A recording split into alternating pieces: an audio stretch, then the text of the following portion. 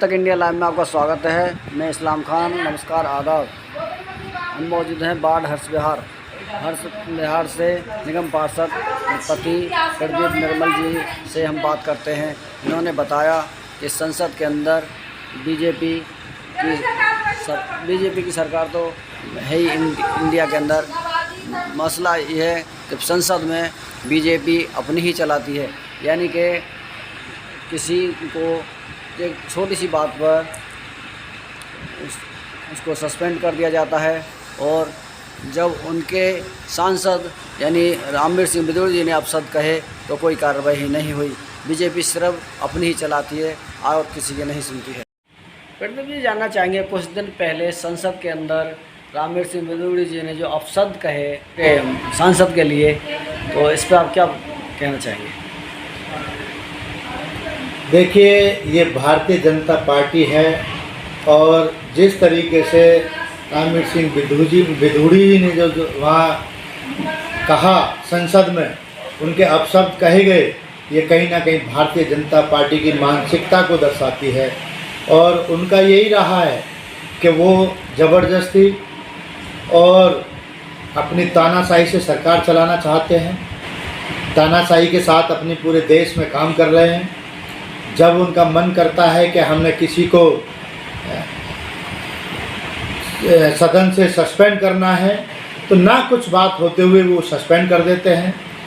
अब इतना बड़ा अभद्र उन्होंने वहाँ कहा, एक दूसरे को अपशब्द बोले गए, एक सांसद को गलत भाषा में बात करी गई, उसे गुंडा मवाली कहा गया, बावजूद उसके भारतीय जनता पार्टी कोई भी उनके निलंबन का संदेश नहीं दे रही है, उन्हें कोई भी सस्पेंड नहीं किया जा रहा है। तो ये एक चाल रहती है भारतीय जनता पार्टी की कि हमने देश के अंदर राजनीति करनी है तो सिर्फ और सिर्फ तानाशाही के साथ करनी है, अपनी मनमानी करनी है, और जो हम चाहेंगे वही करेंगे। अदर पार्टियों को नहीं बढ़ने देना, अपनी पार्टी को आगे बढ़ाना है, ये भारतीय जनता पार्टी की मानसिकता है।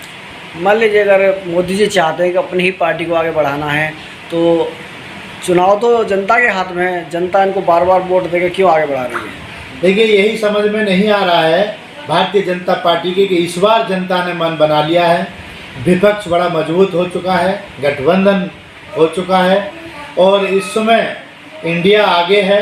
इंडिया नाम का गठबंधन इस बार जीत रहा है, भारतीय जनता पार्टी कहीं ना कहीं हार रही है, और इसी बौखलाहट को देखते हुए भारतीय जनता पार्टी अपनी बौखलाहट के आगे ये उल्टे सीधे काम करा रही है और कर रही है।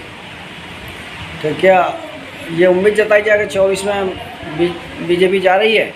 100% भारतीय जनता पार्टी हार रही है। 2024 में इंडिया की सरकार बनेगी और भारतीय जनता पार्टी इस बार चुनाव की रेस से बाहर है। तो क्या कैसे माना जाए कि जनता जो उनको वोट देगी? मान लो गठबंधन तो मजबूत है इंडिया नाम से, मगर ये फैसला कैसे लिया जाए कि मतलब जो है जनता जो है वोट पूरा जो है इंडिया को दे रही है? देखिए, आप जानते हैं, पूरे देश की जनता जानती है कि इन्होंने कहा था बहुत हुई महंगाई की मार, अब की बार भाजपा की सरकार।